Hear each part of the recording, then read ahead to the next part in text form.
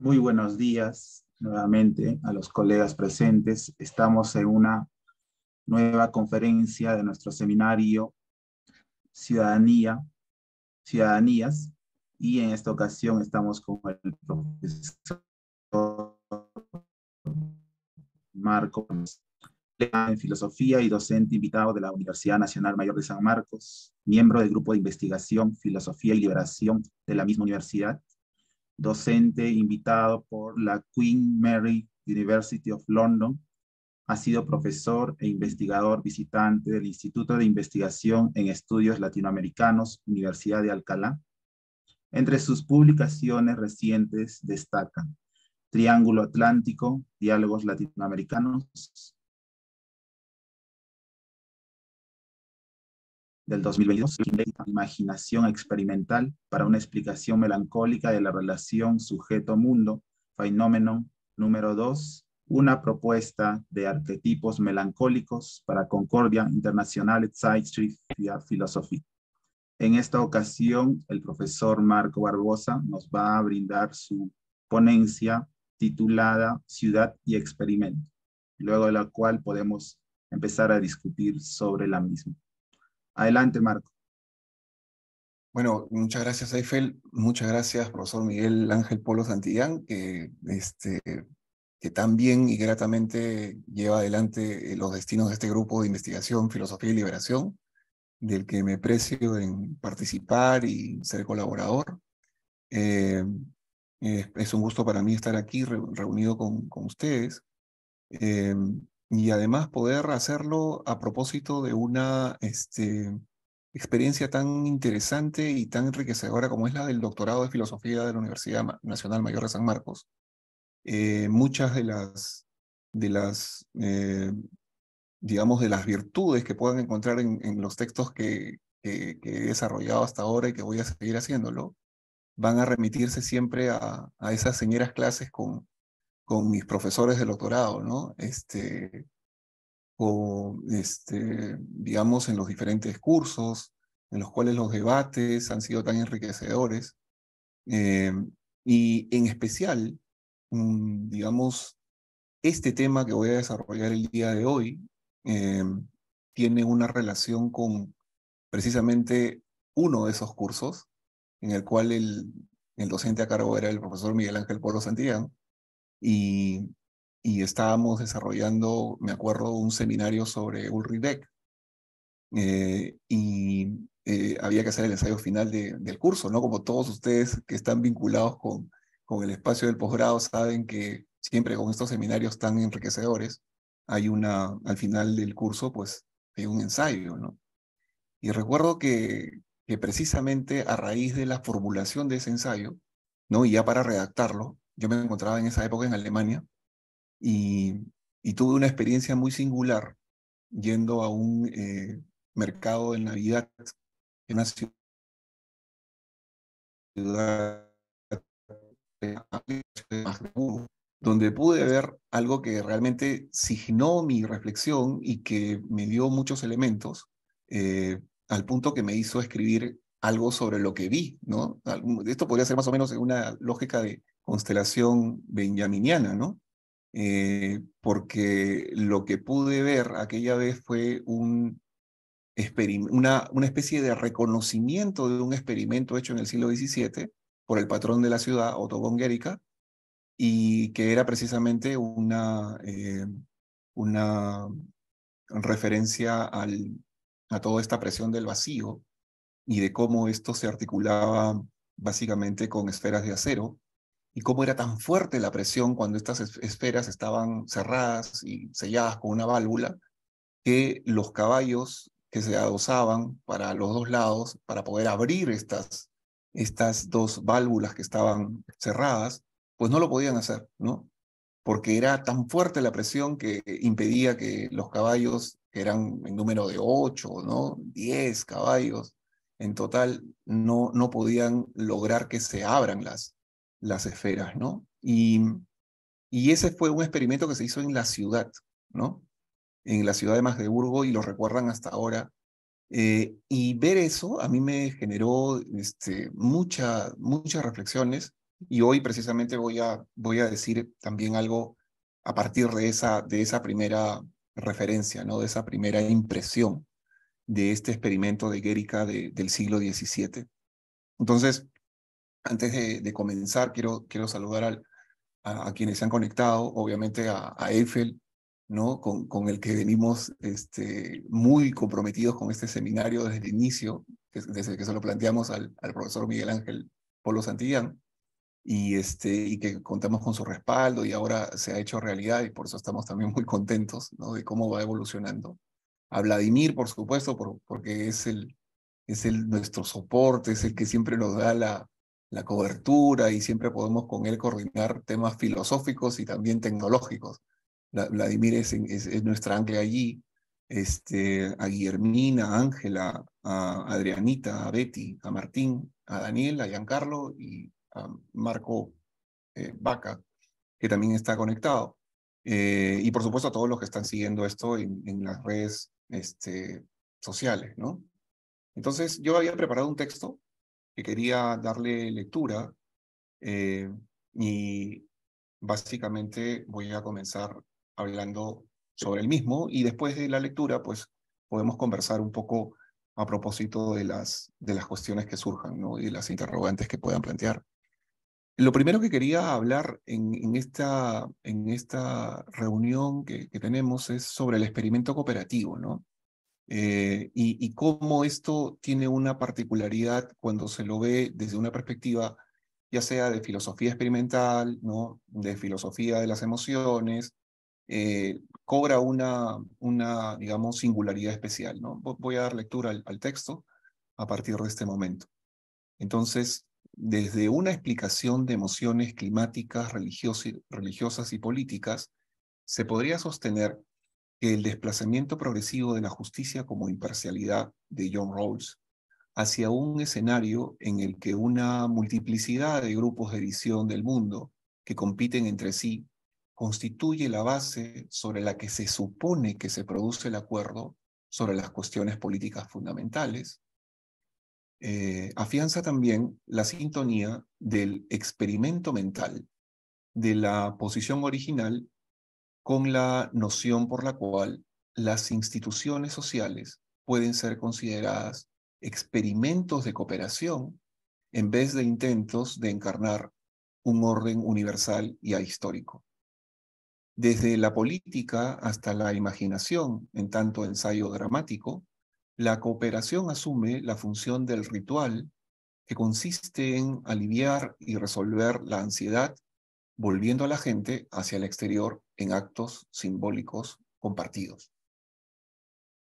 A la base del desarrollo de la cooperación se encuentra la centralidad de la experiencia para la filosofía pragmatista americana.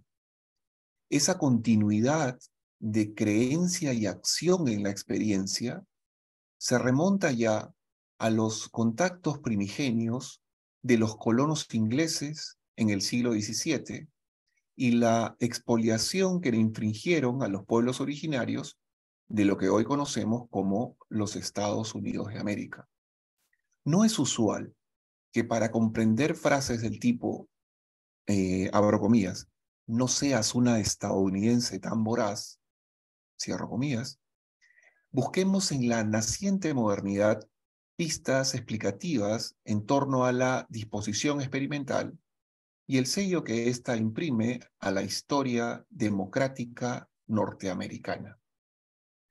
¿Por qué el pragmatismo tiene tal apego y vindicación de una palabra que parece percorrerlo todo en su reflexión, que no es otra que el experimento? Esa es una pregunta que me hago, ¿no? Y en una publicación también de hace un par de años, lo que reflexionaba, ¿no? En torno a esa pregunta, que la repito, ¿por qué el pragmatismo tiene el tal apego y vindicación de una palabra que parece percorrerlo todo en su reflexión, que no es otra que el experimento? Entonces lo que yo trataba de reflexionar era lo siguiente. Una larga historia insular entronca el mediodía británico del transitar el acantilado con el campo y el mar a cada costado, y el sello fundacional norteamericano del culto a la experiencia. Y en cuanto se refiere a la experiencia, una de sus expresiones más enfáticas y persistentes a lo largo de su recorrido civilizatorio se encuentra precisamente en el experimento. Baste señalar para el caso norteamericano con William Wood y su New England Prospect de 1634, que los nativos eran inferiores, entre otras razones, por su imperfecta aprehensión del lado experimental de la experiencia. Y eso era algo que señalaba precisamente William Wood. Una muy buena reseña de estas reflexiones en torno a la experiencia es precisamente el texto de Martin Jay, publicado en español ya para el 2008, denominado La crisis de la experiencia en la era postsubjetiva. La revisión que hace Jay de estos temas es bastante profunda y con diferentes tópicos que incluso dialogan con cuestiones como, por ejemplo, entre otras, la experiencia límite, el feminismo o incluso digamos, la reflexión postmoderna, ¿no? Para finalmente, en el capítulo de cierre, dar cuenta de la experiencia en el ámbito de la filosofía y de la sociedad norteamericana. Un texto muy, muy valioso y muy interesante. Continúo con la lectura ahora. El experimento cooperativo es un elemento central de la tradición pragmatista, de la tradición filosófica pragmatista, ya sea como coordinación, como hábito, como acción social o como ritual. John Dewey, uno de los más famosos filósofos pragmatistas americanos, digamos considerado, ¿no?, el referente de la primera mitad del siglo XX para esta tradición filosófica, ya lo mencionaba en su Experiencia y Naturaleza de 1925. La comunicación para John Dewey no denota la transferencia de un mensaje de un hablante a un oyente, sino el establecimiento de la cooperación en una actividad en la que hay socios y en la que la actividad de cada uno es modificada y regulada por la cooperación. Y este es un texto vinculado a la tradición pragmatista y una reflexión sobre el mismo que hace un autor denominado, su apellido es Frege. Llevado al plano de la democracia citadina, el experimento cooperativo hizo decir a Richard Rorty en una célebre conferencia de hace 40 años aproximadamente lo siguiente. Y aquí viene un elemento central en la relación entre experimento, ciudad y los desarrollos democráticos, ¿no?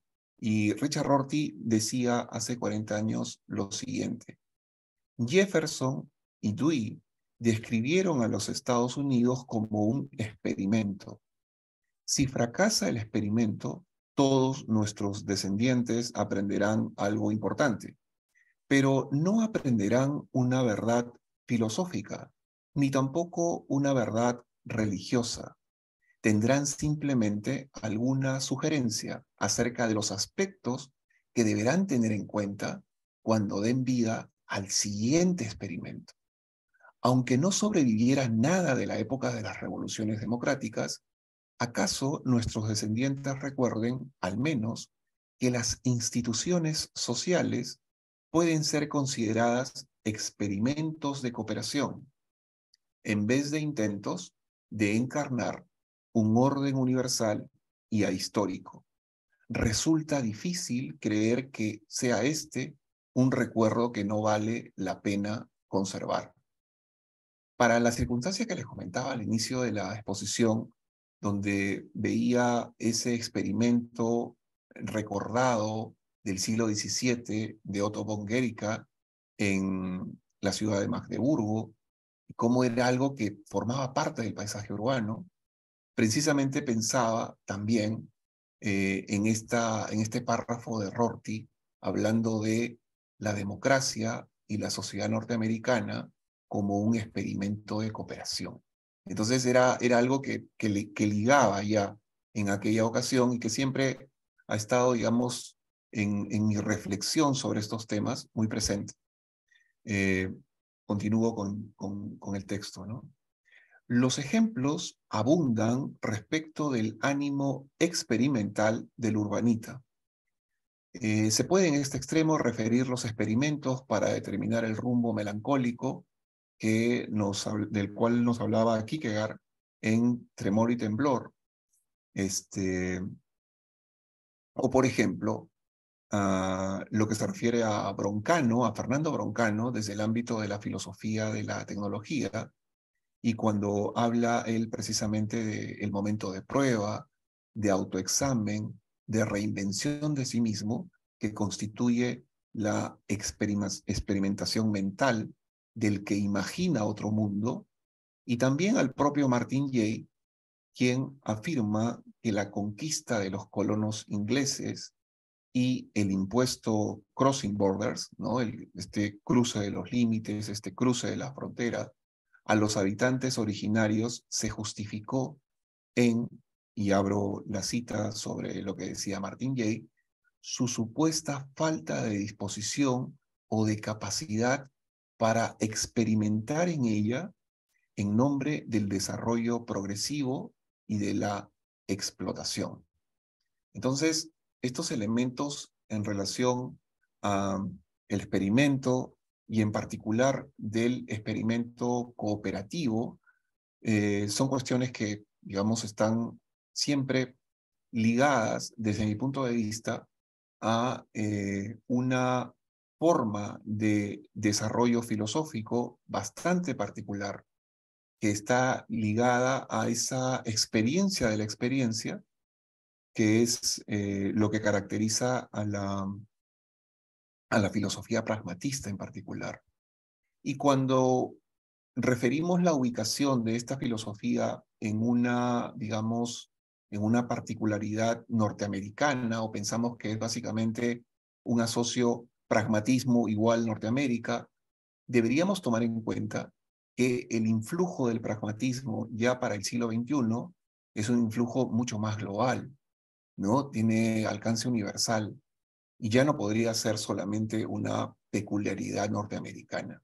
Hoy por hoy, la reflexión pragmatista tiene muchos matices y tiene mucha relación con desarrollos socioculturales y entendimientos de la democracia en diferentes partes del mundo, sobre todo en escenarios donde lo geopolítico tiene actualmente una perspectiva multipolar, ¿no?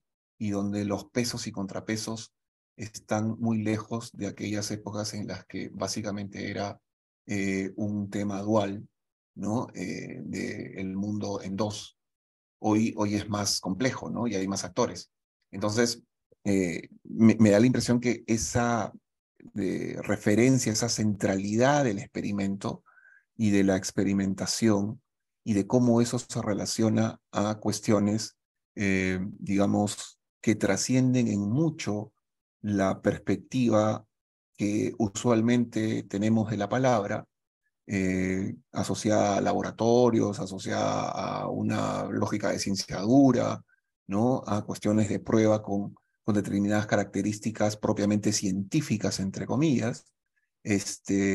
Vale la pena comenzar a internalizarlo, porque son elementos que ahora, digamos, cuando uno piensa la ciudadanía, cuando uno piensa la democracia, están muy presentes, ¿no? Una exploración constante, retrotopías exploratorias, una serie de reacomodos de estructuras en el plano social y en el plano del Estado.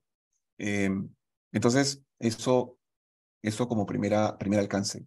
Y ahora lo que quería enlazar en este segundo tópico que quiero abordar en la presentación que voy haciendo es cómo esta perspectiva del experimento cooperativo tiene una relación con una experimentación en particular, que es bastante actual y contemporánea, que no es otra que la experimentación y el desarrollo de lo que denomino una política religiosa. Entonces, ahí voy a comentar ahora, pero primero leemos un poco el texto y hago algunos comentarios adicionales. Entonces, sobre política religiosa. La elección del pragmatismo como corriente filosófica para explicitar la centralidad del experimento no es azarosa. La referencia cada vez más acendrada al puritanismo en los tiempos que corren sugeriría que el sentimiento religioso está a la base de la agencia pragmatista.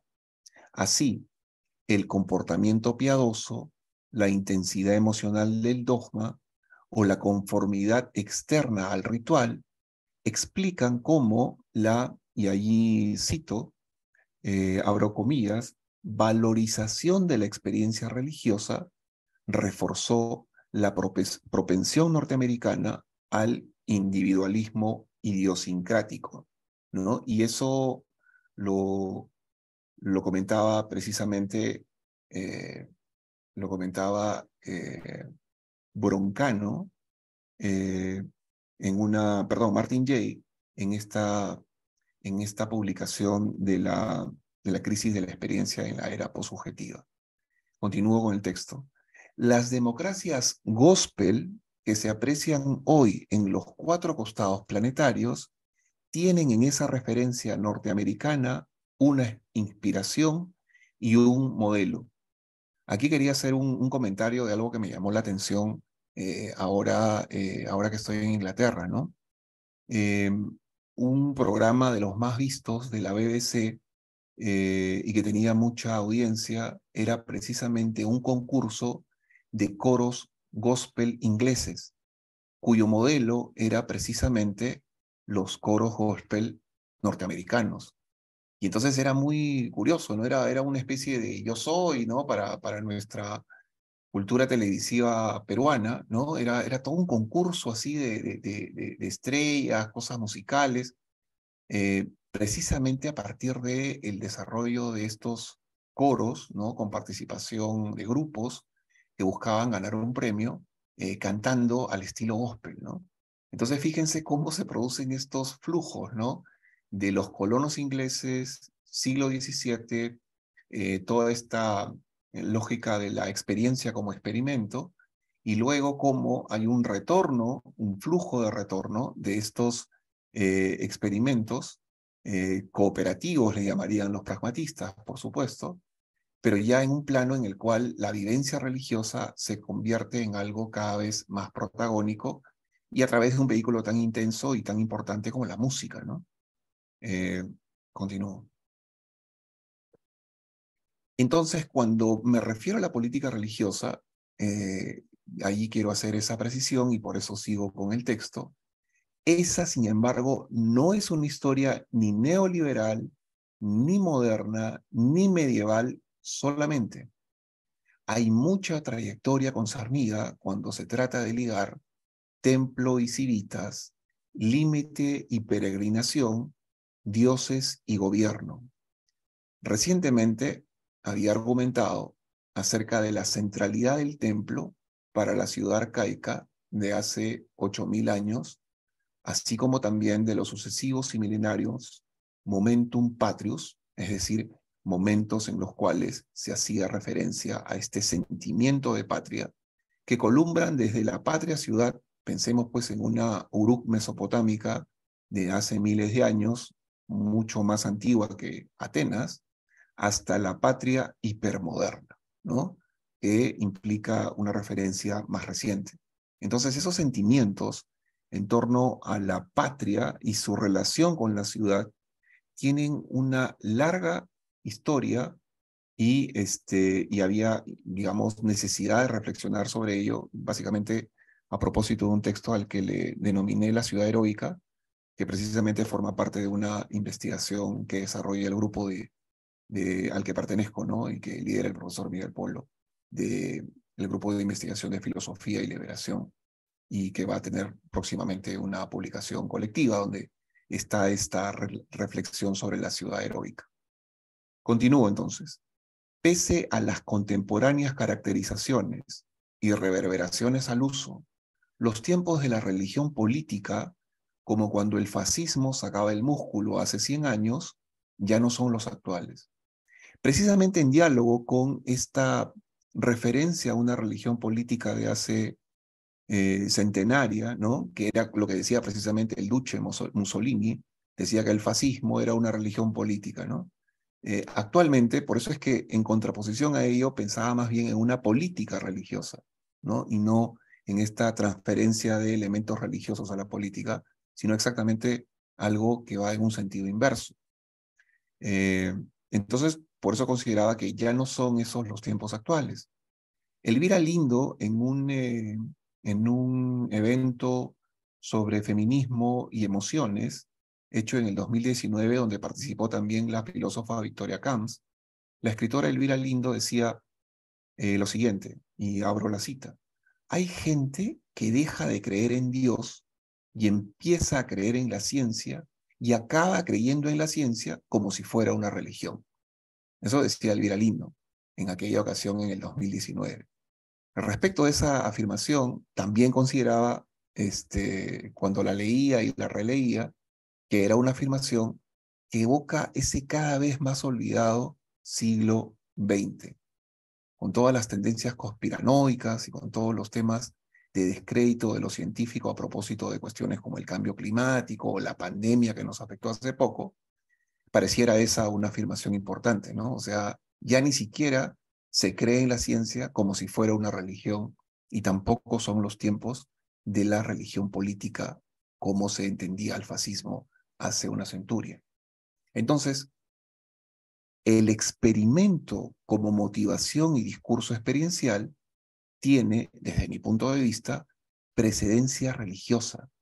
Y eso era manifiesto ya con el Club de las Grandes Potencias, que era como se le llamaba hace ya más o menos unos, en promedio, 3.800 años, nuevamente antes del florecimiento y de el desarrollo exponencial de la cultura helénica, por lo menos un milenio antes, en el contexto de la Edad de Bronce, cuando los hititas, ¿no? Los babilónicos, los sumerios, los egipcios, eran precisamente los que conformaban este club de las grandes potencias, ¿no?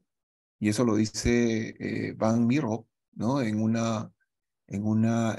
interesante recuento de aquella época sobre el antiguo Egipto, ¿no?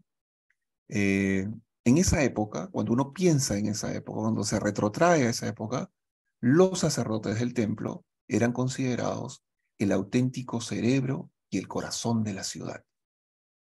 Esa precedencia religiosa respecto del experimento como motivación y discurso experiencial seguía siendo válida apenas iniciado el siglo XIX, cuando el hombre de ciencia probablemente fuese un párroco rural que recolectase escarabajos en su tiempo libre. Y eso es algo que también hemos olvidado.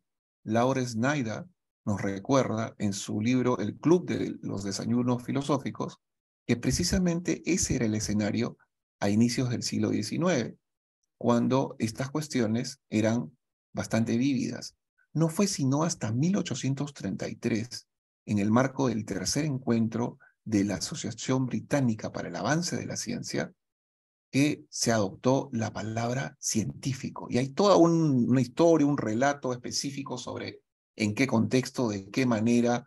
Hay toda una historia apasionante con la intervención de Coleridge aquí en Inglaterra sobre este tema.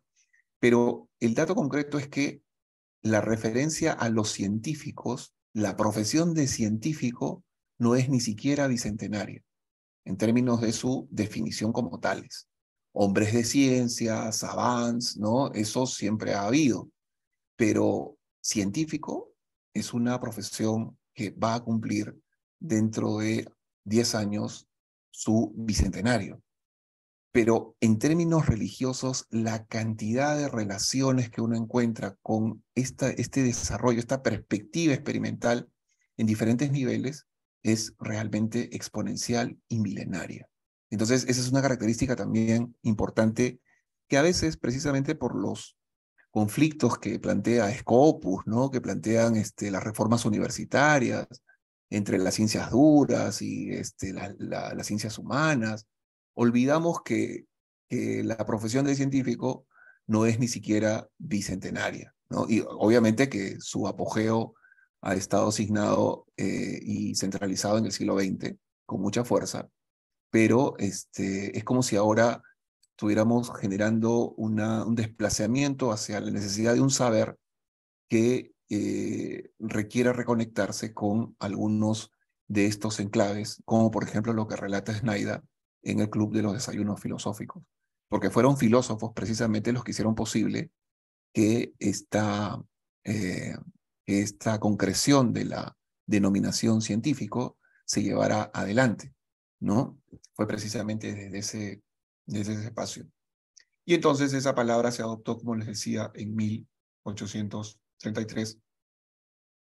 Y esta misma característica de precedencia de lo religioso y de elementos milenarios para pensar el experimento, para pensar este desarrollo en particular, sigue siendo válida hoy por hoy, ¿no? En el ámbito hipermoderno, siguiendo a la definición de Lipovetsky, cuando la experiencia religiosa mantiene abierta para la razón secular la cuestión de si hay contenidos semánticos no resueltos que aún esperan su traducción a lo profano.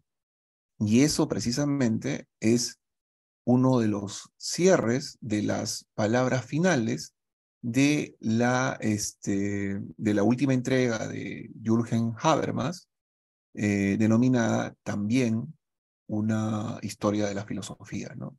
Que precisamente explora estos elementos de los vínculos entre la filosofía y la religión. Entonces, hoy está, digamos, está pendiente una mirada más comprensiva de lo religioso y desde mi punto de vista, la aportación que implica para cuestiones como pensar esta categoría de la experiencia como experimento. Y si queremos situar eso ya con referencias concretas en el plano contemporáneo, en la actualidad, podemos decir, por ejemplo, que las reflexiones en torno al protagonismo de la religión en el ámbito de las democracias contemporáneas implican un catálogo muy diverso en cuanto a referencias. Por ejemplo, existe desde 2020 la Red Multilateral de Estados en el marco de la Alianza Internacional para la Libertad de Religión o de Creencias. Eso se ha creado en 2020. Por otro lado, lo que podríamos denominar laboratorios nacionalistas y sus vínculos con lo religioso están, digamos, apareciendo en diferentes contextos y en diferentes espacios a nivel global. Eso no es privativo ni es exclusivo de un determinado populismo o de una corriente en particular, sino que pareciera más bien una tendencia exploratoria global. El caso hindú en particular, ¿no? El caso del nacionalismo hindú y sus vínculos con lo religioso son bastante emblemáticos. Y no olvidemos que no solamente se trata de lo hindú en lógica, digamos, de su continente y de su geografía, sino de todo lo que significa la relación con, digamos, por ejemplo, el ámbito de lo tecnológico o su propio vínculo tan fuerte con Reino Unido, hoy más fuerte que nunca. Entonces, es como para pensarlo en todas esas dimensiones. Y también algo que ya se señaló en este seminario y que me llamó mucho la atención y por eso tomé nota y le agradezco particularmente a Vladimir por haberme ayudado precisamente a poder identificar la frase en concreto que utilizó uno de los ponentes que recientemente expuso también en el marco de este seminario. Él dijo lo siguiente, cito: la exclusión de las mujeres de la ciudadanía religiosa en el cristianismo. Esas fueron sus palabras de uno de los últimos ponentes en nuestro seminario. Entonces, cuando uno revisa, dice Alianza Internacional para la Libertad de Religión o de Creencias, todos estos espacios donde los nacionalismos y sus vínculos con lo religioso tienen un asocio bastante particular e intenso. y también referencias directas a algo que hasta hace unas décadas habría sido prácticamente imposible: la ciudadanía religiosa en el cristianismo. Entonces, ahí me parece que hay bastantes elementos que nos pueden ayudar para generar esta reflexión que me parecía importante poder enfatizarla, ¿no? Y agrego, por supuesto, el dato más relevante en ese recuento es que la globalización de una política cada vez más religiosa tiene su elemento fundante en esa misma dinámica experimental. Si todo el tiempo estamos explorando, experimentando, ¿no?, en una serie de lógicas donde las certezas se diluyen, ¿no?, donde las verdades ahistóricas cada vez aparecen con menos peso, ¿no?, con menos posibilidad de darnos certezas y calmar nuestras ansiedades. Entonces, esa tendencia experimental y exploratoria es una constante y tiene precisamente en espacios como lo religioso un dínamo y una posibilidad de potenciación muy grande, ¿no? Y en reflexiones recientes que hacía también precisamente en torno a este escrito sobre la ciudad heroica, lo que decía era: una compulsa citadina heroica es hoy la de apostarse incólume, de mostrarse firme, conmovido, de ser portador de poderes melodramáticos y de catástrofes a las que no se deja atrás porque éstas ya son parte de la vivencia cotidiana. Entonces ahí hay otro elemento que adicionamos, ¿no? Si todo el tiempo estamos hablando de catástrofe climática, los elementos asociados a la experimentación, a la exploración, pues fluyen casi naturalmente, ¿eh? Y una cosa que también me llamaba la atención era que no solamente se produce eso, sino que también podrían producirse expresiones como, por ejemplo, en un alemán castizo, podría ser algo así como Kein Experiment mehr, bitte, ¿no? Algo así como, no más experimentos, por favor, ¿no? Y sin embargo, los experimentos no hacen sino estar presentes una y otra vez, porque pareciera que no hay otra forma de generar la vivencia y la interacción actual si no es en esa clave. Continúo. Iniciábamos entonces este excurso, ¿no? Estas reflexiones que he compartido con ustedes, con una alusión obviamente a Rawls, ¿no?, y a su teoría de la justicia, que ahora, por ejemplo, uno puede ver el peso de la reflexión de Rawls a propósito de una recepción en términos de una perspectiva, digamos, de ciudad, que da lugar a un texto denominado La Ciudad Justa. De eso también se ha hablado en este seminario de ciudadanía contemporánea, y eso se hizo en las jornadas del semestre anterior, del 2022. Pero ahora esa ciudad justa se liga con la ciudad verde, con la ciudad productiva, y lo que dan, digamos, a lo que dan forma es a esta nueva carta de Leipzig sobre el desarrollo de las ciudades. Entonces ahí tienen, digamos, cómo se produce esa centralidad y esa recepción para pensar la ciudad de los postulados de Rawls.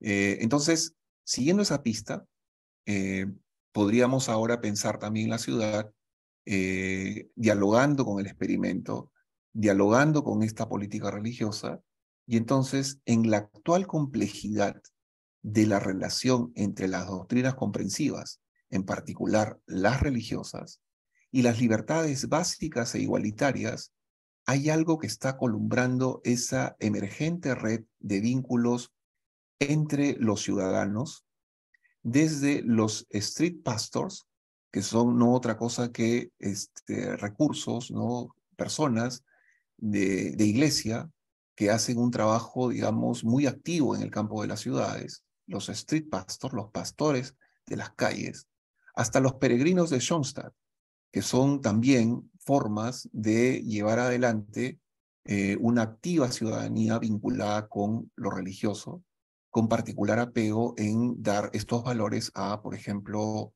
los hombres, ¿no? y de que haya una vivencia desde lo masculino de lógicas gregarias religiosas. Entonces, ese hilo experimental, estas manifestaciones en la ciudad cada vez más visibles, parecen ser la clave para entender en la era de la democracia postsecular, como ya se ha de alguna forma ido comentando. Habermas habla de sociedad postsecular y es muy fácil plantear una relación entre sociedad y democracia postsecular. Entonces hay una referencia sobre este escenario en el cual precisamente el tecnomilenarismo, lo religioso, tiene un arraigo tan importante. Eso se da de la mano, ¿no? Se da en el contexto en que la mundialización del legado pragmatista dialoga con su raigambre puritana. Y entonces, ya para llegar a la parte final de esto que había preparado y para pasar a la parte más interesante, que serán pues los comentarios, las preguntas, la conversación, que siempre será algo muy instructivo y alentador. Entonces, leo este último párrafo. Pensar la justicia y la sociedad bien ordenada en las hipermodernas ciudades del gustar, emocionar y rezar implica el esfuerzo coaligado de auscultar el cómo se cultivan actualmente los sentimientos religiosos más entusiastas e intensos y a la vez cómo se desplaza la operatoria del poder y la política a coordenadas más carismáticas, más limítrofes y más exploratorias, pendulando la experiencia entre una democracia experimentalista, que es una reflexión en torno a la filosofía pragmatista, pero también pendulando la experiencia en torno a una religión experimental conectada con el ser exitoso, que es una reflexión de Peter Sloterdijk que siempre me llamó la atención, ¿no? Esto lo dice en su libro Después de Dios, ¿no? Que en la traducción al castellano es La herencia del Dios perdido, y ahí Sloterdijk precisamente lo que dice es que hay tanto apego por el ser exitoso, ¿no? Por ser una persona exitosa en la vida, que precisamente por ese sello, la religión se convierte también en una actividad experimental. Eso lo decía en este libro, que en alemán en el original es del 2017. Y también se pendula la experiencia, además de la democracia experimentalista, además de la religión experimental conectada con el ser exitoso, con la guerra como un renovado oficio histórico experimental. Y ahí lo que me llamó la atención también del mismo autor, de Sloterdijk, es una entrevista que le hacen, creo que es de Pioner, que le hacen una entrevista en torno a la guerra en Ucrania, y precisamente es lo que él refería en aquella entrevista, llamándolo así, ¿no? En términos de historia experimental asociada a la, digamos, fundamentación o dar ese acervo justificatorio de la guerra, ¿no? Entonces, en cualquiera de las referencias que les daba ahora último, ya sea como democracia experimentalista, como religión experimental o como la guerra en tanto oficio histórico experimental, en ningún caso es posible que eludamos lo que denomino las zarpas experimentales en la pugna por quedar en pie ahora que estamos en el epicentro mismo de la catástrofe climática, signando todos nuestros días y todas nuestras angustias una y otra vez. Y eso es un poco lo que de alguna forma quería comentarles ahora en términos de reflexiones, ¿no? He compartido este texto también con el moderador y sé que ha habido allí también algunas referencias adicionales, así que ahora me pongo a disposición para poder conversar en la clave de las preguntas y comentarios que formule. Muchas gracias. Bien, muchas gracias a ti, Marco. Una excelente exposición con ideas muy interesantes que podemos seguir discutiendo. Claro que sí. Bueno, ya esta segunda etapa esperamos sus preguntas, comentarios u opiniones respecto a lo que el colega Marco ha expuesto. El profesor Miguel Ángel Polo. Adelante, profesor. Muy buenos días. Gracias, Marco, por la presentación. Sí, como dice Eiffel, hay varias ideas que has expuesto que serían que pueden ser dignas de ser conversadas ahora, ¿no? Yo tenía tres, no observaciones, sino comentarios y preguntas, ¿no? La primera es la referencia a que esta actitud de experimento que parece ser que tuvo una fuerte influencia pragmática, ya no es solamente norteamericana, sino ya se ha extendido. Y habría que agregar ahí que no es solamente que se haya extendido, sino también que de alguna manera se ha encontrado con otras visiones pragmatistas de otras partes del mundo, porque esta actitud de experimentación con un impulso pragmático, eso está marcado también en la India, en las tradiciones budistas, y en la tradición especialmente en China.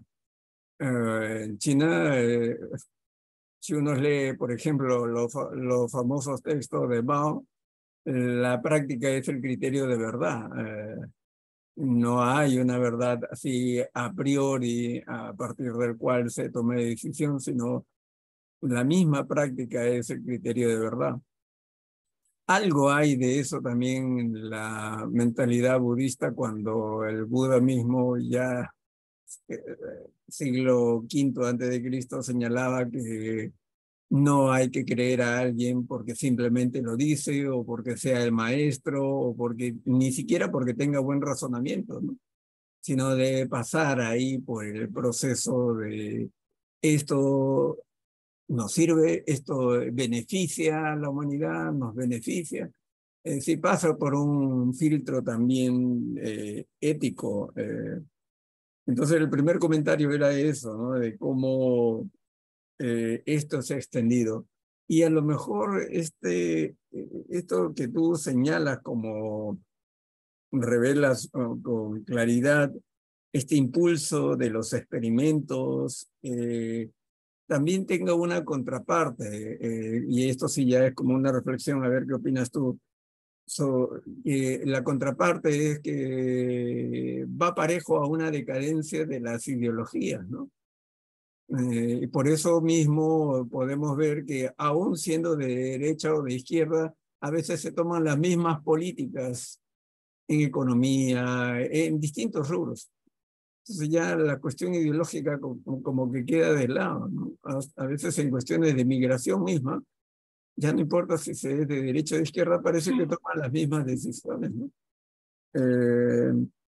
Por lo tanto, el experimento tiene su contraparte con la decadencia misma de las ideologías, o las ideologías sirven para adornar más un experimento que para defenderla a capa y espada, ¿no?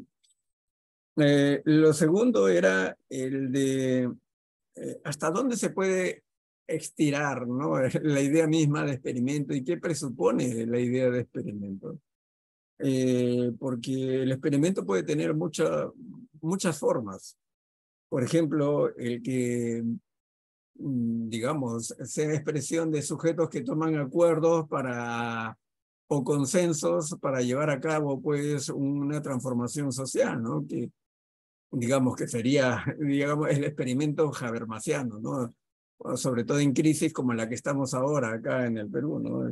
Sí, pues, los distintos grupos sociales y no solamente partidos políticos plantean, digamos, acuerdos mínimos para una nueva convivencia en el país. Ese es un tipo de experimento. Pero también están los experimentos de los sujetos mesiánicos, ¿no? Que todavía siempre tienen la posibilidad, ¿no? Aparecen como el Mesías, aparecen para salvar la patria. Entonces arrastra toda una idea de, como hemos visto también, de populistas, ¿no? Pero también está el experimento de las multinacionales y especialmente de multimillonarios como, bueno, ya para no señalar nombres, es que entonces piensan que en este planeta ya no hay solución y ya están pensando irse a otro planeta, ¿no? Y diseñando y gastando millones de dólares para diseñar ese otro mundo, ¿no? Entonces, ¿hasta dónde se puede extender ese experimento? Porque de algún modo todo sería un experimento. Y el tercero, justamente que tiene que ver con lo segundo, es el marco, si has pensado no en el marco moral del experimento. Porque el transhumanismo, el poshumanismo, ya también reta y son experimentos, ¿no? Pero ¿crees tú que ese marco moral todavía pueda funcionar en las distintas dimensiones de la ciencia, de la política, etcétera, etcétera? O ya más parece un discurso que poco entra en estas prácticas de experimento, ¿no? Entonces, porque el experimento hoy día tecnológico es, si se puede hacer, hay que hacerlo, punto. No si se debe hacer, ¿no? ¿Y cómo sería ese marco moral si es que resulta indispensable, sobre todo para la sobrevivencia humana hoy día, ¿no? No sé, se me ocurrían esas tres cosas, Marco. Quiero que, a ver, ¿qué opinas? Eiffel, tú dirás. Margot, te puedo añadir una pregunta. Sí, De claro. y nos han enviado una pregunta. Yep. Atencia Arby Jennifer nos pregunta, o te pregunta Marco, ¿podemos decir que la experiencia está vinculada o va de la mano con lo religioso y político para poder mantener una democracia pasiva? Esa es la pregunta lanzada por Jennifer. Ujú. Ok, Adelante, Marco. gracias. A ver, voy a ir en la secuencia que planteó el profesor Miguel Ángel Polo Santillán. Entonces, en lo primero, ¿no? Esta relación entre lo experimental en la tradición pragmatista y todas estas tradiciones y estas culturas, que además son muy antiguas, y cómo hay estos vínculos y cómo se producen estos vínculos. Por supuesto, la reunión, por ejemplo, entre Dewey y Mao hace centenaria ya, ¿no? Ahí hay una pista de estas búsquedas. Eh, el puritanismo para mí ha sido una manera de poder acreditar cómo es que van quedando esos legados religiosos, ¿no? Porque, digamos, si hay algo que actualiza una mirada, por ejemplo, desde la filosofía de la melancolía, es que es como que van quedando determinadas huellas, determinados legados de culturas más antiguas, eh, y eso va siendo asumido en una clave cultural y religiosa en términos de algo que se aprecia o que se desprecia. Eh, el caso típico, por ejemplo, de las deidades es muy interesante, ¿no? Por ejemplo, Gula era una deidad mesopotámica, y estamos hablando de miles de años, pues, ¿no? Una deidad mesopotámica que además era una deidad que era sanadora. O sea, no tenía nada que ver con algo, con un pecado, tenía que ver con sanar, ¿no? Era la sanación. Y entonces esta diosa luego es convertida por otra religión en pecado, ¿no? Pero entre la conversión en pecado y de cuando esa diosa Gula era una diosa a la cual se rendía culto precisamente por la sanación, la distancia son miles de años, ¿no? Miles de años. Entonces, eso es interesante. Eso me parece muy interesante porque creo que las búsquedas se dan precisamente por eso, porque hay estas culturas milenarias, ¿no? Que en un momento han sido, esto por ejemplo, el Club de las Grandes Potencias, ¿no? Que dominaban el mundo hace 3.000 años, 3.500 años, y luego las cosas cambian, y entonces uno dice, bueno, pero estas naciones, digamos, qué poder tienen ahora, qué representación tienen, y olvida que estamos hablando de grandes imperios antiguos y de culturas que tenían toda esta cosmovisión también. Entonces, me parece que bajo esa perspectiva hay una especie de búsqueda natural que tiene en la pista religiosa elementos importantes, ¿no? O sea, que por eso se juntan, por eso se buscan. Y por eso me parece interesante, por ejemplo, cómo es que ahora estos laboratorios nacionalistas, por ejemplo, en el caso asiático, uno los entiende mejor cuando busca ese sustrato religioso y cultural y entonces se producen esos vínculos, ¿no? Eso al principio como una primera referencia. Y luego el tema de los experimentos versus las ideologías, precisamente en el texto al inicio yo hacía una cita de Rafael Lloyeg, que fue el primer investigador y filósofo que de alguna manera leí hace ya algunos años, que hablaba precisamente de esta dificultad en el siglo XXI de seguir hablando de izquierda y derecha, ¿no? En términos políticos. Y él precisamente lo hacía a partir de una búsqueda y de publicaciones en torno a lo religioso y el fenómeno religioso asociado a la política, ¿no? Entonces, sí creo que, digamos, las ideologías, por lo menos las del siglo XX, están en un franco declive y se está produciendo una experimentación hacia otro tipo de ideologías, ¿no? De marcos programáticos, de formas de congregar, digamos, emociones políticas. Eso sí es, digamos, algo que se puede constatar y coincido, ¿no? Ahora, digamos, ¿qué presupone, ¿no? Esto del experimento. Yo creo que es inquietante, ¿no? Porque es exponencial en realidad, ¿no? Es una incógnita abierta, porque es curioso, por ejemplo, Habermas, cuando califica a la posición original de Rawls, habla del experimento mental, ¿no? Pero Habermas no considera el consenso como un experimento. Y sin embargo, a los dos se les podría atribuir perfectamente la misma lógica. Y entonces me da la impresión que ver estas cuestiones en el plano, digamos, de la política actual, debería llamarnos a la reflexión, o sea, nos daría marcos interesantes de reflexión que, por ejemplo, tomemos el caso del tema penal, ¿no? Algo estábamos conversando con Eiffel también en esta lógica. La tendencia global en el campo penal es que ya no estamos, digamos, en los tiempos en los que la imputación, la responsabilidad penal tenía todo un proceso, había toda un rictus, ¿no? Lo que se llamaba la ciencia del derecho penal, llevando adelante la posibilidad de imputar y arrestar, ¿no? Y que alguien finalmente sea arrestado después de un debido proceso y con todas esas garantías. A lo que estamos asistiendo a nivel global ahora es hay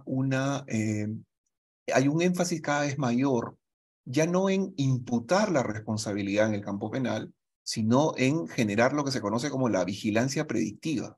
Es decir, hacer que la persona no cometa el delito antes que lo cometa incluso. O esto de las prisiones preventivas que ya lo conocemos, que es una variante, digamos, pero toda esta lógica de la predictividad vigilante es ahora un marco que está a la base de las últimas reformas que se están dando en esta materia. Hoy mismo, en el marco de la coronación, aquí en Inglaterra, ha habido un poco la aplicación de lo mismo, ¿no? O sea, ha habido esta idea de una vigilancia predictiva aplicada a personas que querían manifestarse en contra de la coronación y los han detenido. Y eso ha salido en redes sociales. Entonces, y los han detenido antes de que pudieran hacer cualquier manifestación. ¿Se da cuenta? Entonces, esa tendencia, esa exploración hacia nuevos marcos tiene, por ejemplo, en el plano penal, una clara indicación. Y otra cosa que me comentaban colegas alemanes es que, por ejemplo, lo del intento de golpe de Estado en Alemania del año pasado, ¿se acuerdan que hubo una noticia en ese sentido? Iba de la mano con la intención de esas personas de restaurar elementos monárquicos, o sea, de regresar a una lógica no democrática. Entonces, claro, cuando uno piensa en eso, dice, ok, entonces el alineamiento de lo exploratorio con reminiscencias monárquicas, con políticas religiosas, son algo que se va estructurando y que se va dando de manera global. ¿no? O sea, ahí no hay que la represión es solamente en un país o que haya una inquina con determinado grupo étnico, sino que hay una exploración que echa mano de todo lo que va encontrando. Por ejemplo, el discurso en torno al colonialismo verde actualmente que está surgiendo en diferentes contextos, y hay muchas publicaciones al respecto, no podría ser posible si no fuera por el marco del decenio de los pueblos originarios. Y 3 meses antes que se produzca la represión en Perú sobre el tema de, a propósito de todo lo que ha salido en la Corte Interamericana, de la Comisión Interamericana de Derechos Humanos, y esto que es muy actual, ya se estaba aprobando la recomendación 39 de la Convención para eliminar toda la forma de discriminación contra la mujer relacionada con los derechos de las niñas y las mujeres indígenas, que va en línea con el decenio de los pueblos originarios y que tiene un acápite específico sobre violencia contra las mujeres y las niñas. Entonces, fíjense, o sea, la exploración se da en diferentes niveles y echando mano de diferentes lógicas y de emociones que van en línea con los cambios que se van simplemente explorando y encontrando en el camino. Entonces me da la impresión que sí es necesario comenzar a pensar un nuevo marco en términos de reflexiones éticas sobre un experimento que hoy por hoy, en términos de categoría, realmente está andando suelto en plaza y haciendo, digamos, lógicas contrapuestas y contradictorias en muchos sentidos, ¿no? Por ejemplo, hace 2 años que se ha aprobado la recomendación de UNESCO sobre ética en la inteligencia artificial y sin embargo, desde hace unos meses estamos todo el tiempo hablando del ChatGPT, ¿no? Entonces, el marco de aprobación de un consenso sobre temas éticos respecto de algo, prácticamente es un marco que está siendo trascendido, que ya no muestra eficacia. Entonces habrá que apelar a otras formas de definición de estos acuerdos y de ponernos, digamos, a pensar éticamente esto, porque hay que hacerlo, ¿no? O sea, digamos, sus primeras manifestaciones son muy inquietantes. Y la cuestión que me comentaba, que planteaba la pregunta que me trasladaba Eiffel sobre una experiencia vinculada con lo religioso y lo político para una democracia, y desde mi punto de vista, por lo que he podido analizar, ¿no? Lo que he estado reflexionando, por eso es que ponía los 2 puntos relacionados, ¿no? El experimento cooperativo y la política religiosa, porque me da la impresión que son lo que está haciendo cada vez más la amalgama de la vivencia democrática y de la vida en comunidad, la vida social, la cultura en general. O sea, son esas 2 columnas las que están dialogando y que están signando un poco la deriva y hacia dónde vamos en esta relación entre lo religioso y lo político. Y creo que eso tiene diferentes manifestaciones, ¿no? Por ejemplo, hace poco el profesor Tamayo desarrollaba una interesante ponencia sobre ciudadanía, feminismo, era feminismo, democracia y religión, era algo así. Y, y era muy interesante que el marco al que él aludía sobre feminismo era precisamente un marco del feminismo, de la reflexión feminista, principalmente de hace 50 años, ¿no? Una reflexión muy sólida, muy interesante, pero de las Gloria Steinem, digamos, de la liberación de la mujer, que tuvo un suceso también en Perú, con representantes como Ana María Portugal, Cristina Portocarrero, las hermanas las hermanas Sara Lafosse, Helen Orvig, pero actualmente esa reflexión ya ha llevado a otros planos de reflexión, ¿no? Hay otras olas. Pero era curioso cómo el profesor Tamayo hacía referencia al feminismo, básicamente, ¿no? De manera densa, además, de hace 50 años, ¿no? Y cómo eso dialogaba precisamente con el enclave entre religión y política. Eso me pareció muy, muy particular, porque, por ejemplo, uno diría, bueno, pero es válido hacer la referencia de hace 50 años. Lo curioso es que hace poco en Perú se han cumplido, el 7 de abril exactamente, 50 años del mitin feminista contra los concursos de belleza, que es un hito histórico en el feminismo peruano. No ha habido ninguna repercusión. Eso ya pasó. Como dicen los chicos más jóvenes, ya fue. No, o sea, no ha habido ningún recordaris que implicara que ese fuera un hito importante. En la medida que, digamos, lo contemporáneo, los desafíos actuales, están en otra clave, ¿no? Es como que eso ha quedado atrás. Eso me parecía también importante y tiene relación con esta referencia que nos traía a colación Eiffel, ¿no? Eso es lo que podría comentar en primer término. Muy bien, Marco, vamos a seguir con las preguntas. Primero unas 3 preguntas que nos lanzan desde las redes, a ver cómo la puedes abordar, quizá las ves cómo las puedes abordar, por favor. ¿Ya? Ah, bien, dice Luis Carlos Villa, se destaca la importancia del experimento cooperativo en la tradición pragmatista, tanto en la filosofía como en la democracia ciudadana actual. 2, cómo el experimento cooperativo ha influido en la historia democrática de los Estados Unidos y cuál es su importancia en la reflexión sobre la experiencia en la filosofía estadounidense. Y 3, del mismo Luis Carlos, cuál es la relación entre la tradición filosófica pragmatista y el experimento cooperativo. Uh-huh. Bien, Okay. antes de pasarle la mano al colega Martín Córdoba, yo quisiera comentar, ¿no?, a propósito de tu interesante exposición, y claro, también lanzarte la pregunta, ya que hablaste de cooperación, y yo podría añadir ahí el término exclusión, ¿no? Porque quienes cooperan y quienes están fuera de esa cooperación. Entonces me lleva al fenómeno típico de las democracias, el de la exclusión.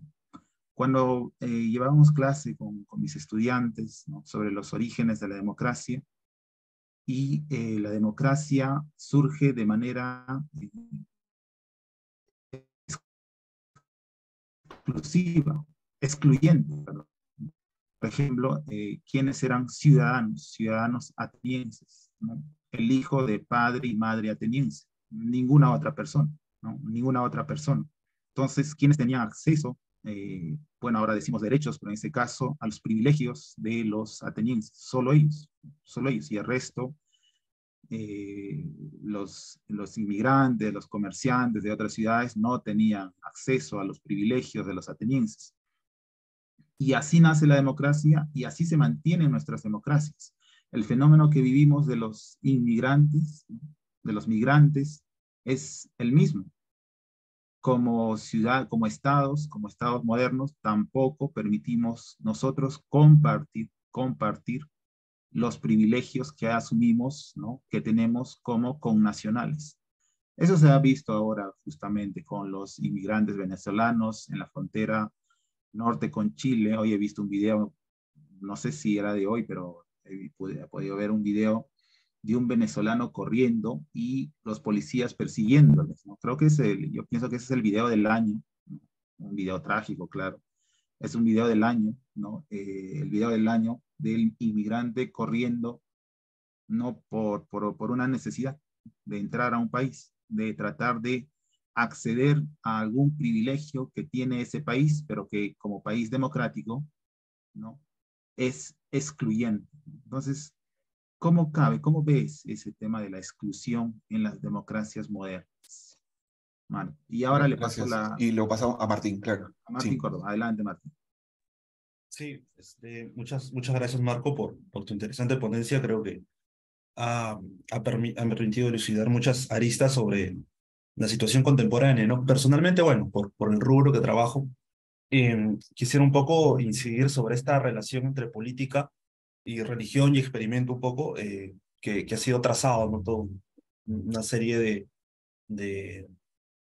de vértices que permiten, pues, tener una mirada completa, un panorama más amplio sobre la relación entre estos tres ámbitos.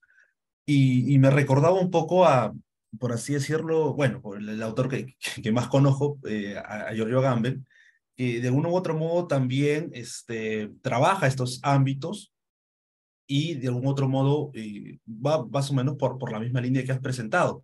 Es decir, el poder estatal, el poder soberano en Occidente tiene de algún otro modo, tal como él lo define, no es tanto como una administración del orden, de mantenerlos a todos bien disciplinados, por así decirlo, sino más bien es una, tal como lo define, una gestión de la crisis. Es decir, la crisis no es algo exento, no es algo, por así decirlo, que evita el poder, sino que más bien es lo que el mismo poder lo genera.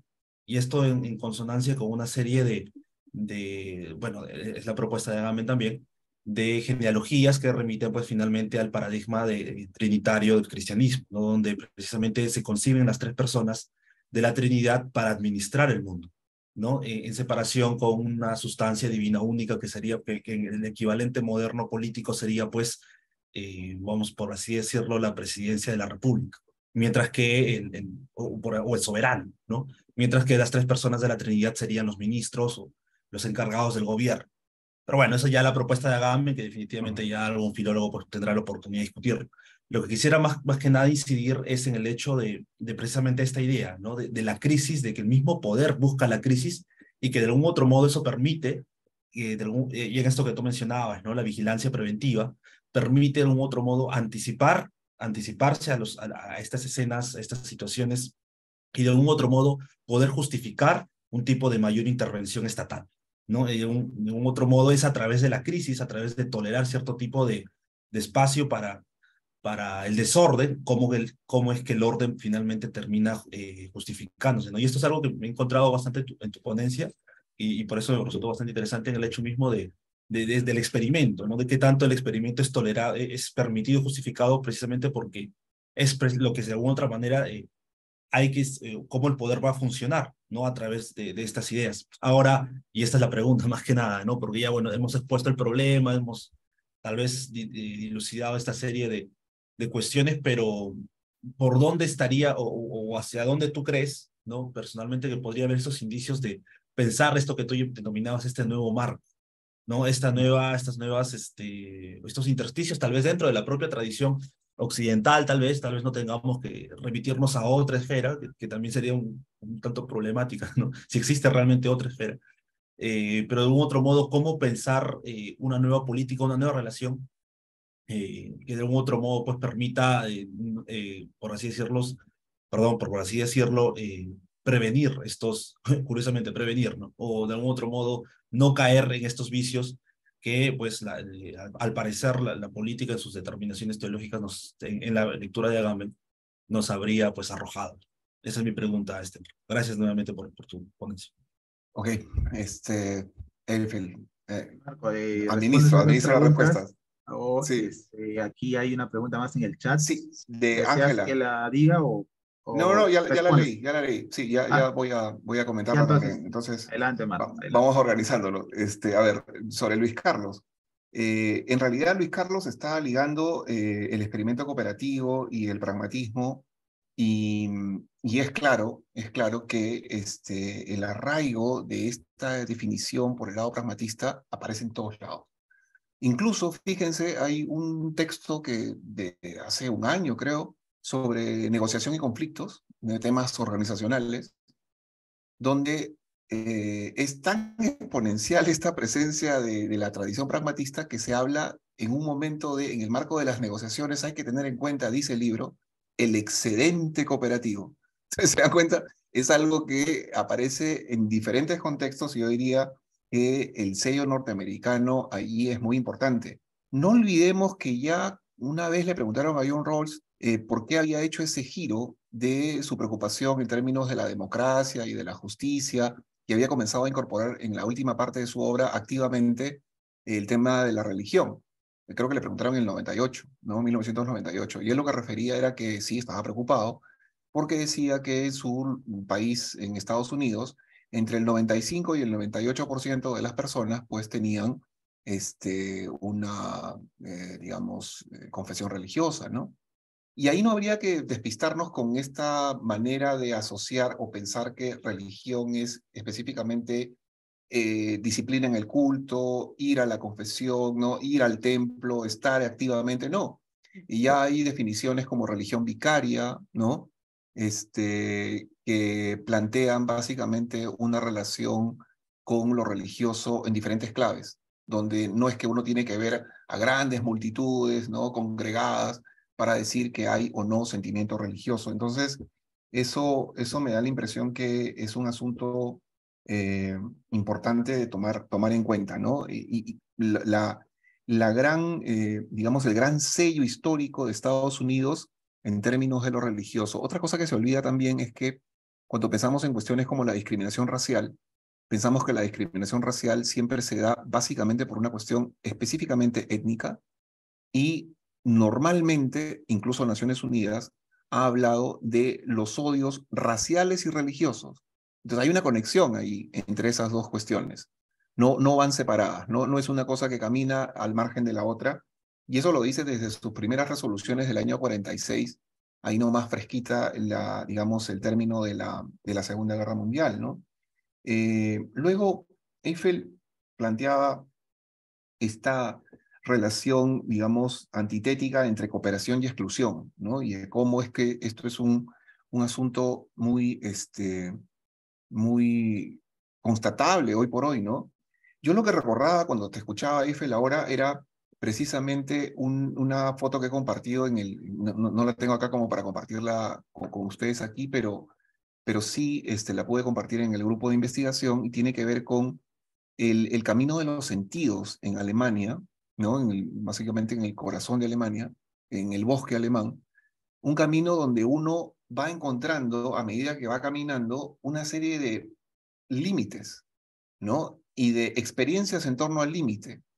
Y la clave allí tiene que ver con la palabra Grenz, ¿no? El prefijo Grenz. Entonces, por ejemplo, si uno dice Grenzweg es caminar el límite, ¿no? Si dice Grenzgang, entonces es, digamos, recorrer el límite de la comarca. Entonces, estamos culturalmente, de alguna forma, signados por límites que habíamos creído que se habían quedado atrás y que estábamos listos para una sociedad global, armónica, integrada, y sin embargo esos límites nunca se fueron, siempre estuvieron allí. Cuando uno camina el bosque alemán encuentra estos informativos, ¿no? Estas casetas donde uno encuentra información sobre límites que son territoriales, religiosos y también lingüísticos, ¿no? O sea, lo que se habla, donde se camina y también la emoción religiosa, ¿no? Todo eso está planteando lógicas de límites. He podido caminar también por lugares donde hace 400 años protestantes y católicos simplemente se desangraban, ¿no? Y que ahora es un camino pues tranquilo, pero en su momento era un espacio en el cual las guerras religiosas eran realmente intensas y eso es algo que no ha dejado de suceder a lo largo de la historia, ¿no? Permanentemente estas guerras religiosas que han ido significando, digamos, de edad de bronce, edad de hierro, ¿no? Más reciente, época antigua, una y otra vez, signando nuestras relaciones. Y además, eso luego a veces se transfigura, ¿no? Como decía Elvira Lindo, a veces decimos, ya no quiero saber nada de lo religioso y entonces abrazo la ciencia, pero mi forma de conectarme con la ciencia es casi como una experiencia religiosa. De hecho, recuerdo un artículo de la BBC sobre el Internet, designándolo como tal, como una experiencia religiosa. Entonces eso es muy curioso porque para cuestiones como la eficiencia, la productividad, la competitividad, la competición, también a veces olvidamos que hay historias largas, ¿no? Y que eso se nos imprime de maneras que a veces las hemos olvidado. Un título que me llamó la atención, que lo estoy compartiendo ahora mismo, es una publicación de la Universidad de Cambridge denominada La domesticación de la competición. Entonces, normalmente cuando pensamos en la competitividad y estas cosas, nunca lo asociamos con la domesticación. Pero sin embargo, eso es algo que ya tiene una reflexión y hay un libro denominado así, La domesticación de la competición. En relación a lo que planteaba Martín,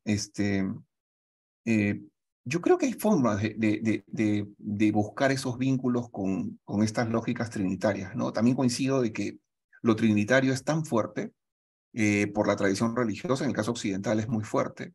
Uno puede encontrar en el ámbito occidental unas conexiones con, por ejemplo, si yo digo mediodía, estoy hablando del sur, ¿no? Y eso es una denominación antigua, ¿no?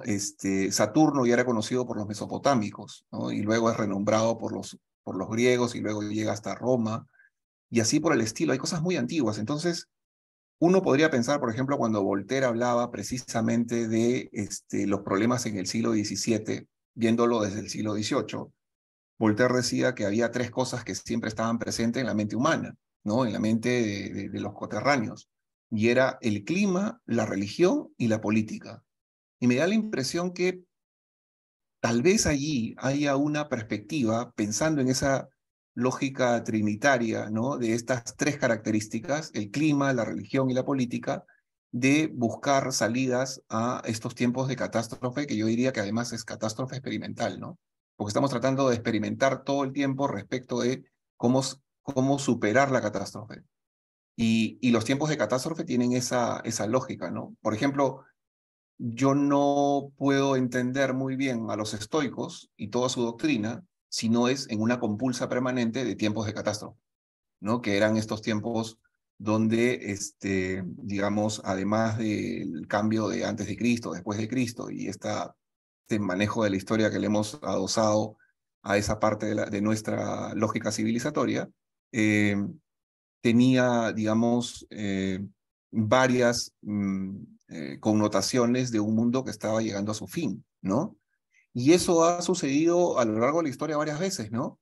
El fin de la Edad de Bronce también es terrible. Y uno cuando revisa los reportes sobre la Edad de Bronce, 1300, 1200 antes de Cristo, y por qué caen los imperios y por qué se produce ahí un corte, básicamente, lo que uno cada vez va incorporando más es que nuevamente clima, religión y política están presentes. Están presentes en esa, digamos, relación. Entonces, tal vez podría ser interesante, en términos de alternativas, comenzar a generar un diálogo categorial mucho más fluido y además mucho más franco entre precisamente esas tres categorías, que pareciera que a lo largo de digamos, desde la ciudad arcaica, que estamos hablando de hace 7000 años en promedio, a lo largo del tiempo han ido planteando estos desafíos para nuestra vida en común, ¿no? Entonces creo que ahí hay una cuestión sumamente importante. Y finalmente, con lo que decía Ángela del planteamiento en relación a básicamente el caso del líder chino Xi Jinping, ¿no? Y de cómo en términos de democracia hay ahí retos, desafíos. Creo que en general, una cosa que me ha llamado mucho la atención es, en Berlín el año pasado había una exposición sobre las religiones del sudeste asiático y era una exposición enorme, ¿no? Con mucho material, muchas referencias. Y entonces,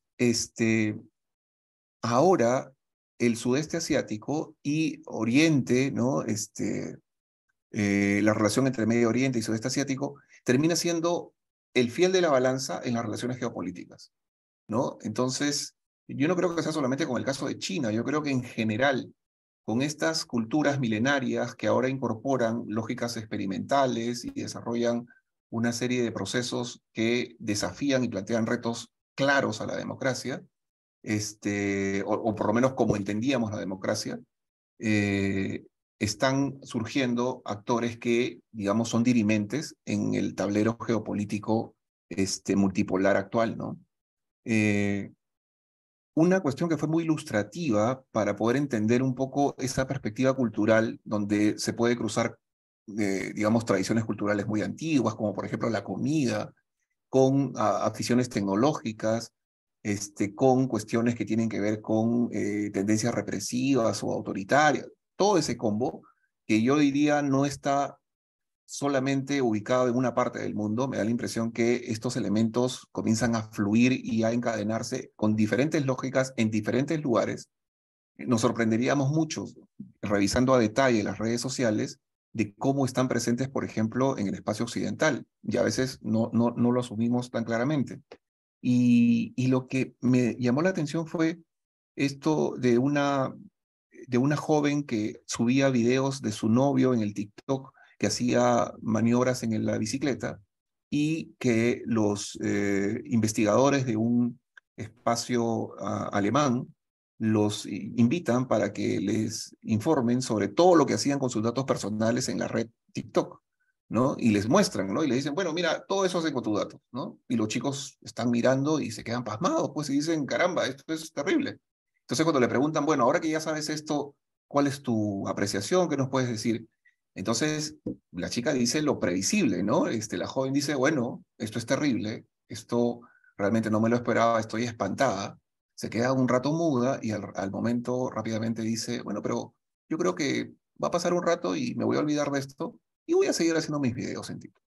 Entonces, esa preeminencia de explorar y de experimentar, aún con la información, aún con esta lógica del ciudadano bien informado, que de alguna manera sigue interpelando nuestras formas de pensar la política, por ejemplo, es muy desafiante, ¿no? O sea, les das la información, le dices que puede ser nocivo y complicado, que los puede comprometer, y las nuevas generaciones, y miren que ya tenemos a la alfa, que son los nacidos en 2010, son absolutamente digitales y dicen, bueno, en la exploración, en el experimento, ahí está la clave. Y termina siendo un asunto que nos genera la necesidad de plantear nuevos diálogos y nuevas formas de abordar, digamos, puntos de encuentro, ¿no? Porque creo que eso es lo que hace falta, ¿no? Establecer esos nuevos puntos de encuentro. Eso es lo que podría comentar, Héctor. Bien, Marco, si alguien tuviera una pregunta, quisiera yo que nos comentaras, Marco, ya que aprovechando que muchos de mis estudiantes están viendo el video y en nuestras clases hemos desarrollado lo que te comentaba antes, ¿no? De una conversación de las guerras religiosas en Inglaterra. En este caso, cómo se fue excluyendo al catolicismo y se erigió el protestantismo en Inglaterra. Aprovechando que estás pues por allá, ¿cómo ves el peso de la religión en el espacio público? ¿Cómo ves en los discursos de los políticos? ¿Qué tanta fuerza tiene el discurso religioso en los debates políticos? ¿No? En este caso, por ejemplo, he estado viendo en las noticias el tema de la coronación, generan ya opiniones divididas, ¿no? Entonces, ¿cómo encuentras el, la situación actual en Inglaterra? Creo que teníamos una pregunta del profesor Miguel Ángel también. Profesor Miguel Ángel, adelante. Bueno, quisiera saber si estás de acuerdo conmigo que si la posible influencia también del modo, si podemos rastrear, claro, la idea de experimento desde las épocas antiguas como lo haces, ¿no crees tú que lo que signa el experimento moderno, que tiene su modelo en el experimento científico, ¿no? Siempre en los libros de epistemología se señala pues que la ciencia moderna empieza con la idea de experimento pensada desde Galileo, ¿no? O como Galileo, ¿no? Lo cual implica el diseño, variables de control, etcétera. Justamente el núcleo central del experimento científico es el control, es el dominio, como se puede extender, ¿no?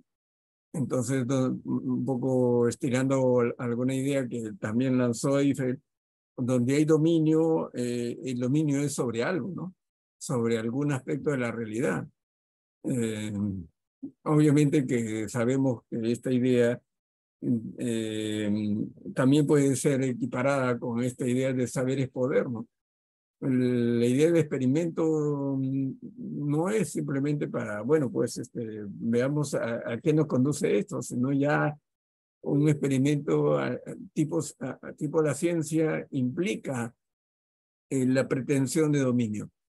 Y quizá ahí está el matiz con algunas tradiciones donde el experimento era quizá un poco más abierto, donde uno le dé espacio a la sorpresa para ver qué ocurre, pero en este caso el experimento científico implica la idea de dominio.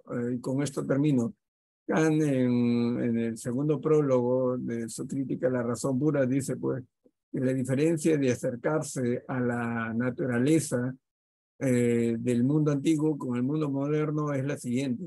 Antes se escuchaba a la naturaleza como una maestra, ¿no? Y el filósofo científico es el alumno, escucha pues, ¿no? Por eso la importancia del ver en el mundo antiguo, la filosofía como, que tiene como origen la sorpresa o el asombro, etc. Mientras en el mundo moderno, dice Kant, el científico es el juez, que pregunta, que interroga con el experimento a la naturaleza para sacarle sus secretos. Bueno, ahí está el cambio. Entonces, ¿eso mismo crees tú que está marcando la idea de experimentos que aparecen en distintos ámbitos? ¿Cómo lo ves tú? Gracias. Gracias. Empiezo con lo de Eiffel. Creo que ahí podríamos ir sacando ese pulso, ¿no? Esa manera de afrontar esta triple relación clima-religión-política, ¿no? Porque yo recuerdo haber estado caminando por uno de los parques más grandes de Londres, Lincoln's Field, y estaba caminando y yo sentía que había ahí había pues una energía especial, ¿no? No sabía por qué, pero sentía eso, ¿no? Y además eran enormes, ¿no? Y veía espacios que ahora estaban habitados, pero que asemejaban, pues, antes parecía que habían sido abadías, espacios conventuales, ¿no? Grandes. Y era un sitio bastante especial. Uno de los parques públicos de Londres más grandes, ¿no? Y lleno de verde. Entonces, caminaba por ahí y sentía eso, ¿no? Y me pasaron dos cosas en relación a eso. La primera fue que al hacer un giro en una de las esquinas, había un edificio que no era otro que el de la London School of Economics. Entonces era muy curioso que un espacio con estas características particularmente religiosas, digamos, eh, el edificio sobre, digamos, un edificio referente en el mundo, en el plano de la academia sobre la economía, ¿no? Y las políticas públicas, la ciencia política, estaba prácticamente allí, ¿no? Estaba en el barrio, ¿no? Estaba cerca. Entonces, esta idea de la academia, del poder, que también comentaba el profesor Miguel Ángel, y de lo religioso. Luego, después de un tiempo, ya me enteré que en este Lincoln Field no solamente era uno de los espacios que tenía todas estas características, sino que además en ese lugar se habían producido las ejecuciones a la que tú hacías referencia, ¿no?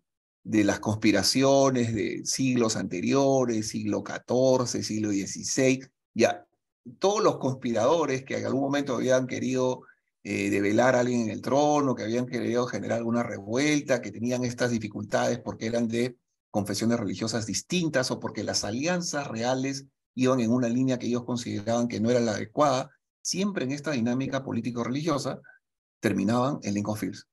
Y entonces había toda esta operatoria en relación a las ejecuciones del medioevo, ¿no? Que no era un tema menor, ¿eh? O sea, que tenían esta búsqueda de conmover y de que la gente sienta temor, pues, ¿no? De que podía finalmente terminar siendo cruelmente ejecutada, ¿no? Porque no solamente era la ejecución, sino que algunos incluso los paseaban desnudos por las calles, o sea, era toda una exposición cruel de las personas, y entonces eso pasaba, y yo creo que eso está regresando de alguna forma con esta tendencia, digamos, de la vigilancia predictiva, de estas normas que aparecen en diferentes partes del mundo, donde las personas pueden verse, digamos, por ejemplo, a uno le pueden quitar la nacionalidad, ¿no? El migrante puede tener estas referencias que ya hemos comentado, las normas pueden cambiar de un día a otro y entonces todo lo que tiene que ver con el margen de libertad de expresión, ¿no? de reunión, se complica sobremanera. Entonces, el viraje, los cambios, ¿no? Es tan trepidante que realmente seguirle el paso es a veces tedioso, ¿no? Es complejo. Pero no necesariamente esos cambios están, yo diría, hoy por hoy a nivel global, garantizando una democracia más robusta, un respeto mayor de los derechos, sino que más bien la deriva pareciera ser un poco más oscura, ¿no? Un poco más complicada. Eso en relación a esta presencia de algo que yo diría que para seguirle la pista, simplemente en el caso de Inglaterra, pues es lo puritano, ¿no? Y lo puritano se puede encontrar en diferentes lógicas.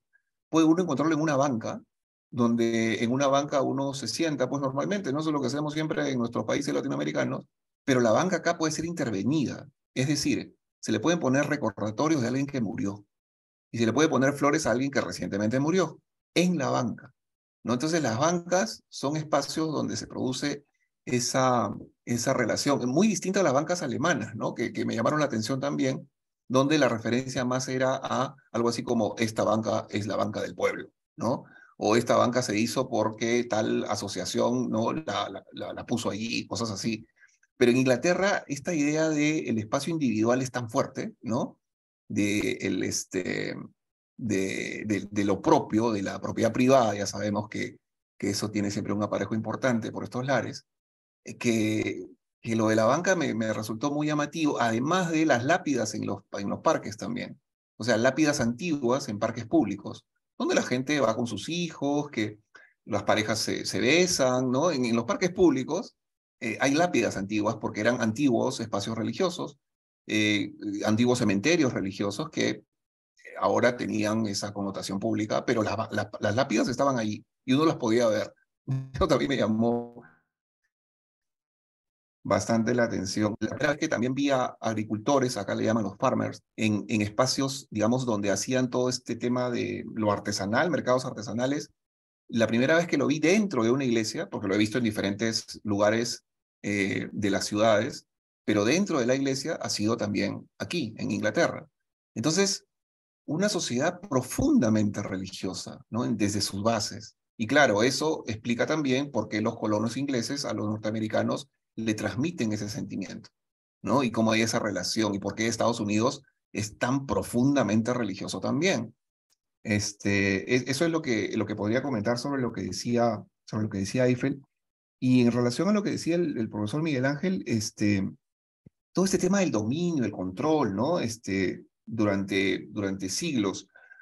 A ver, me parece más característico de la transición del siglo XVII al siglo XVIII, un análisis que hace Javier Moscoso sobre precisamente desde la perspectiva de la filosofía de la tecnología, y habla de algo bien interesante. Dice que surge a propósito del terremoto de Lisboa a mediados del siglo XVIII, surge de donde, por ejemplo, Voltaire también hace esta reflexión del clima, la religión y la política, surge un tipo de filosofía particular, y él la denomina la filosofía del accidente. Eso me parece muy interesante, la filosofía del accidente, porque esto plantea vínculos con, por ejemplo, cuestiones que han llegado hasta nosotros, ¿no? Por ejemplo, el seguro, la seguridad social, o sea, son, digamos, instituciones que dialogan con esos elementos de la filosofía del accidente. Creo que ahí hay un elemento clave, ¿no? Porque eso, de alguna manera, lo que instala es esta relación hombre-naturaleza que está siempre signando nuestros vínculos con las catástrofes que se van encardinando cada cierto tiempo, que normalmente pasan no solamente décadas, sino pasan cientos de años entre esos escenarios catastróficos. Pensemos en lo que les decía, ¿no? El fin de la Edad de Bronce con una catástrofe que todo hace indicar que también fue climática, ¿no? Y estamos hablando de 1300 antes de Cristo. Entonces, y el experimento científico con las características que comentaba, que yo coincido, ¿no? Que tiene todas estas características de control y dominio, yo creo que queda mucho más claro y enfático precisamente con la aparición del término mismo, ¿no? O sea, con la consolidación de las asociaciones de científicos. Y repito, el término científico no es anterior a 1833. Y hay toda una historia sobre esa denominación.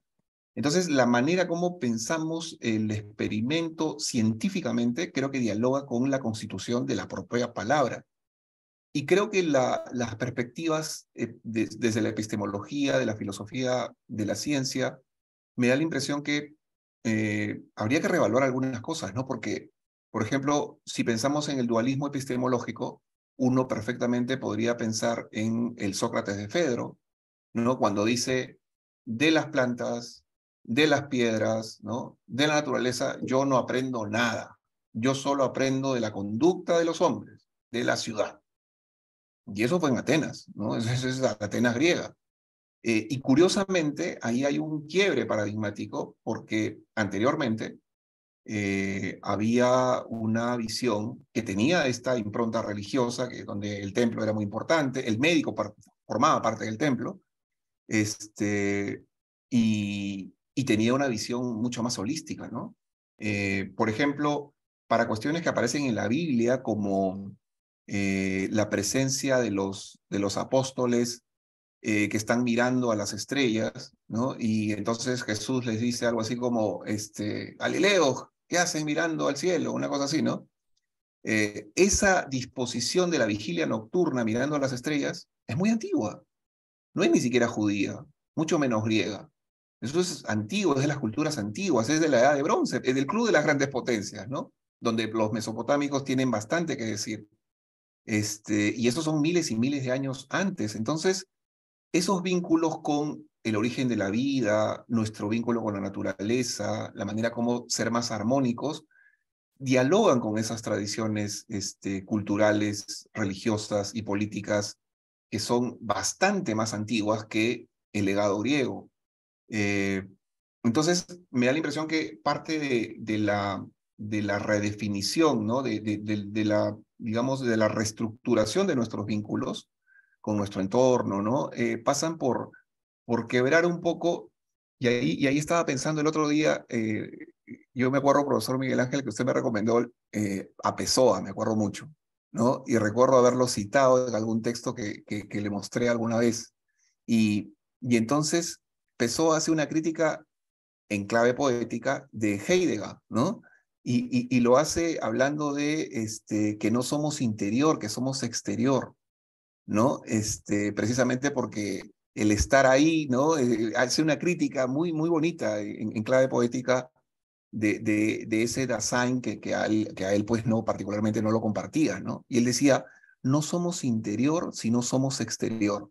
Obviamente lo decía en clave poética mucho más, mejor fraseado, pero me dejó pensando, porque me da la impresión que parte de los desafíos actualmente es precisamente quebrar ese dualismo, ¿no? Pero quebrarlo de manera mucho más enfática, porque si seguimos con la lógica de interior y exterior, o de invención y descubrimiento, si lo llevamos al plano metaético,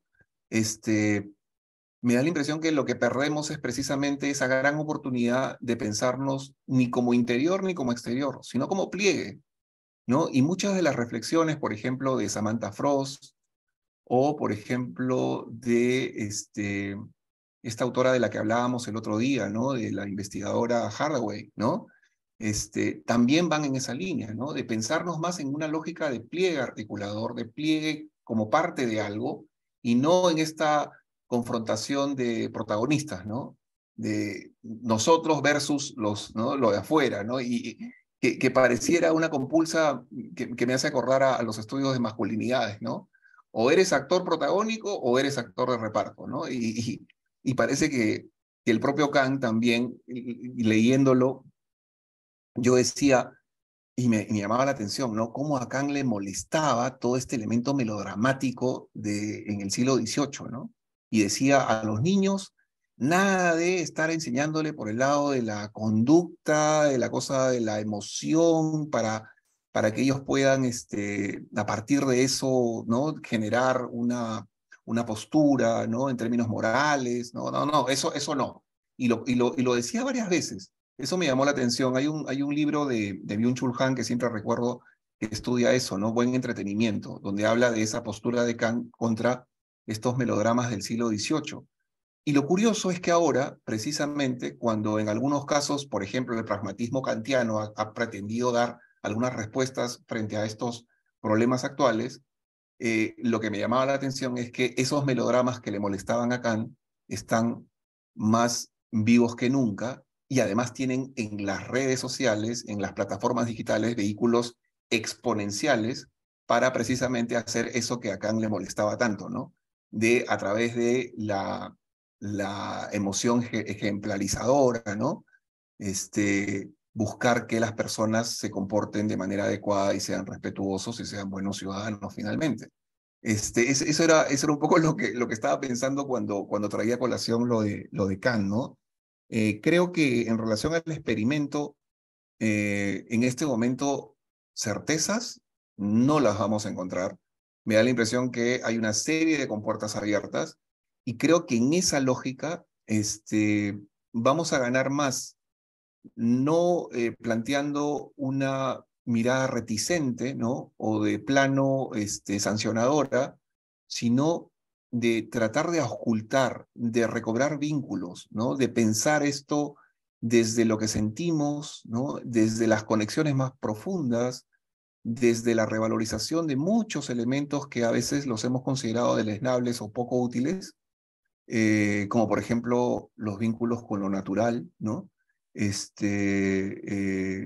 entonces creo que ahí hay una alternativa para poder hacer frente a estos elementos de la exploración particularmente tecnológica que son tan inquietantes, ¿no?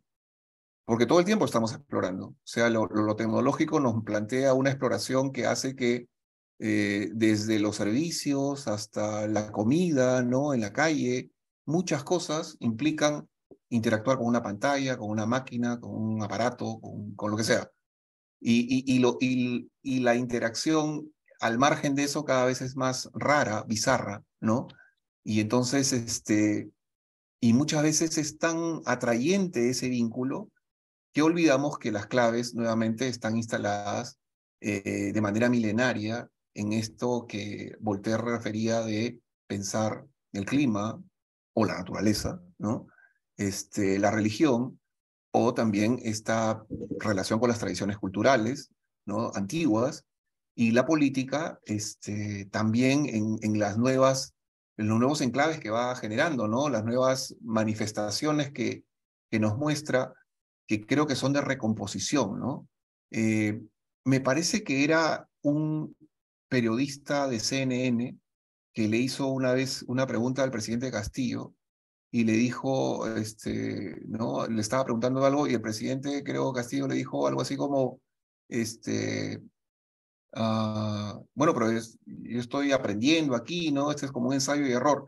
Cuando el periodista comentó eso, dijo que lo que le aterraba era que hubiera una persona en un espacio, digamos, de conducción de un país que estuviera experimentando. ¿No? Y lo dijo así, ¿no? Está experimentando, es un experimento. Para él el espacio de la conducción de un país es un experimento.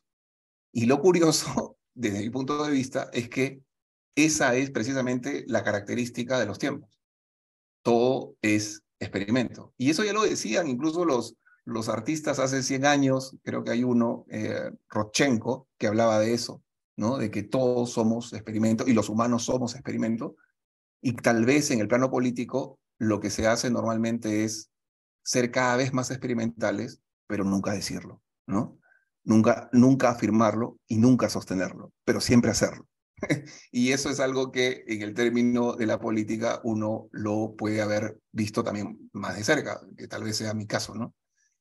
Pero creo que hay eso, ¿no? O sea, de esta, en una especie de tentación, ¿no? De amor-odio, de una cierta escrupulosidad, pero lo único que hace eso es ratificar la vigencia y la actualidad de una categoría como esta, ¿no? La del experimento. Eso es lo que podría comentar ahora. Creo que en el tiempo estamos un poco ya forzados. Efel. Sí, estamos ajustados. Hay una última pregunta, pero es Sí. breve. Es breve. Con esa pregunta podemos terminar. Sí. de Jennifer Atencia. Nos pregunta, ¿podemos decir que en la actualidad el experimento cooperativo es la base de lo político para articular una democracia justa? A ver, otra vez, Eiffel, por favor. Ya, le repito. ¿Podemos decir que en la actualidad el experimento cooperativo es la base de lo político para articular una democracia justa? Yo creo que el experimento cooperativo es una referencia central de la tradición pragmatista, que lo que ha permitido es constatar la manera como es que la democracia ha ido cobrando otros visos, ha ido cambiando de manera enfática y ha ido generando esa nostalgia por lo que decía, por ejemplo, Rorty, ¿no? Sobre los padres fundadores de la democracia norteamericana. Entonces, en ese sentido, el experimento cooperativo es básicamente una alusión a un pasado que se asume como fundacional, pero que aparentemente pareciera un poco trascendido. Y entonces, el experimento me da la impresión que es una pista, pero no creo que podamos decir que su impacto en el plano de la democracia, de la ciudadanía o del gobierno sea una solución o que establezca lógicas de justicia mucho más afianzadas. Lo que nos permite, en todo caso, conocer más de esto, del experimento, es precisamente una mirada que le quite esa camisa de fuerza que ha instalado la visión tradicionalmente científica, sobre todo la de los últimos 200 años, ¿no? Donde la han, de alguna forma, secuestrado esta categoría en una lógica muy aséptica, ¿no? De control de daños, de manejar todo en una caja de soluciones potenciales, que me parece que han terminado desnaturalizando la parte más ligada a la experiencia, que es más densa, que tiene más riqueza, que tiene más elementos y es la que podría darnos elementos importantes. Creo que ahí el pragmatismo cumple una función de gradiente o de pliegue que nos permite hacer una reflexión, pero de plano instalar el experimento cooperativo como una solución justa me da la impresión que sería apresurado, ¿no? Y además desfasado, porque me parece que lo que acredita más bien, como muchos relatos posmodernos, y no hay que olvidar que Rorty también era, digamos, era parte de un escenario posmoderno, eh, era develar lo que, digamos, suponía en ese momento un quiebre de la modernidad, ¿no? De buscar alternativas, de generar, digamos, una tensión en términos de lo que no podíamos seguir haciendo y de lo que de alguna forma nos habíamos alejado, ¿no? Entonces, la reflexión posmoderna no es un punto de llegada, es una reflexión sobre lo que ha quedado atrás, ¿no?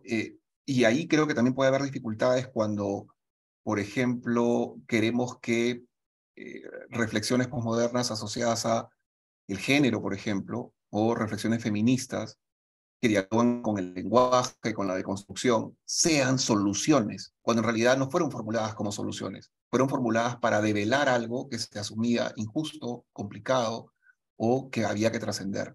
Entonces, esa transición de lo posmoderno a un escenario en el cual ahora ya tenemos manifiestas contradicciones y situaciones que generan aporías complicadas, ¿no? Odios intestinos, me parece que hay que tomarla en cuenta, ¿no? Para no quedarnos en una trampa posmoderna que no nos permite articular soluciones con algo que se reflexionó básicamente como algo de lo que había que alejarse. Creo que lo decía Anthony Giddens, ¿no?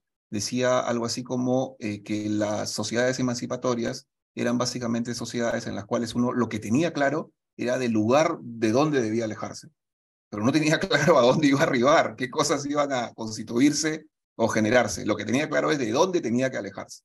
Eso lo decía Giddens, recuerdo. Entonces, eso es lo que podría comentar ahí. Gracias.